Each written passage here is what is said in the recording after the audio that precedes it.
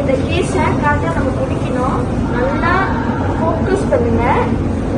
எல்லா எவிடன்ஸையும் மறக்காம கலெக்ட் பண்ணிடுங்க. சரி, இது கட்டியை குட்டின மாதிரி அடையாளம் இருக்குது. யாரும் கண்டிப்பாக ஃபாலோ தான் பண்ணியிருக்காங்க. சரி, இங்கே உள்ள எல்லா எவிடன்ஸையும் கரெக்டாக கலெக்ட் பண்ணுங்க. எந்த அலட்சியமும் உங்களுக்கு வேண்டாம்.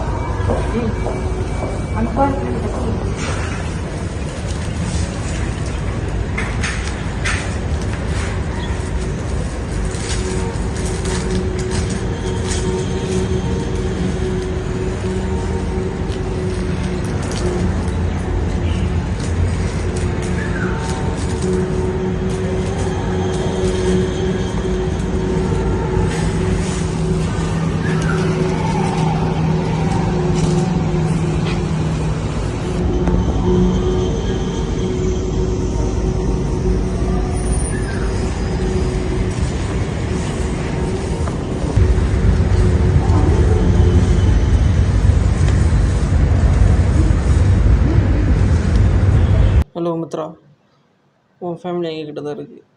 நீ இந்த கேஸ்லேருந்து எவிடன்ஸை தூக்கி போடணும். இல்லைன்னு வச்சுக்கேன், உன் ஃபேமிலி நாங்கள் ஏதாச்சும் பண்ணிடுவோம். நீ செஞ்சு முடிச்சோன்னே உனக்கு தேவையான அமௌண்ட் கிடைக்கும். பார்த்துக்கிறேன், நான் செஞ்சுக்கிறேன். தயவு செஞ்சு என் ஃபேமிலி மட்டும் எதுவும் பண்ணிடுறேன்.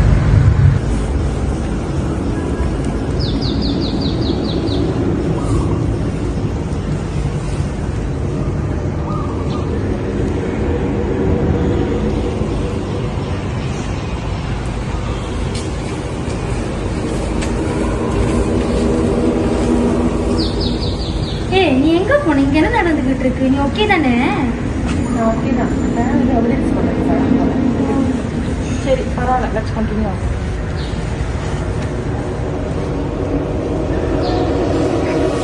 3 days later.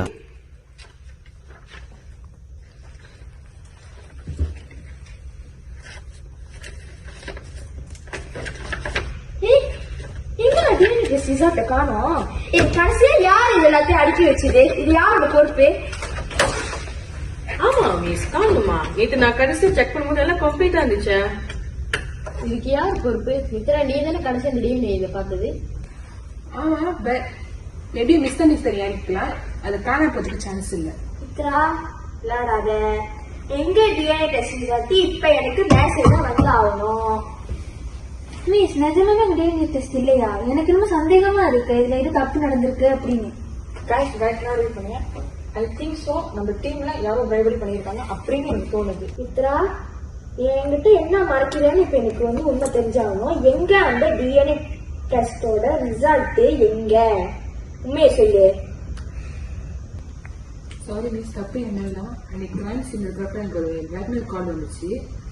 அதில் நான் டிஎன்ஏ டெஸ்ட்ல வந்து ரிமூவ் பண்ணலன்னா என் ஃபேமிலியை ஹெல்ப் பண்ணிடுவாங்கன்ட்டு எனக்கு பிளாக்மெயில் பண்ணாங்க. That's why I do this. Sorry Mitra, இது என்ன பண்ணிருக்கேன்னு உனக்கு தெரியுதா? இது வேலை மட்டும் இல்லை, இது இறந்தவரோட ஒரு நீதி. மித்ரா, உனக்கு ஒரு சான்ஸ் கிடைச்சோம், நீ எங்ககிட்ட சொல்லணும் தோணல. நம்மளும் ஒரே இடத்துல வயசுல மித்ரா, என்ன பண்ணிக்கிட்டீங்க? நான் இதை வந்துட்டு எதிர்பார்க்கவே இல்லை மித்ரா. நீ இப்படி பண்ணுவேன். ஏன் சொல்ல தெரியாதா என்கிட்ட? ஏன் நான் இதெல்லாம் ஹேண்டில் பண்ண மாட்டேனா? இவ்வளவு கேஸ் ஹேண்டில் பண்றேன், எனக்கு இதை ஹேண்டில் பண்ண தெரியாதா? ஏன் நீ என்கிட்ட சொல்லவே இல்லை? சத்தியமா நான் வந்துட்டு 1% கூட நான் எதிர்பார்க்கவே இல்லை நீ இப்படி பண்ணுவேன்னு. Sorry for your loss.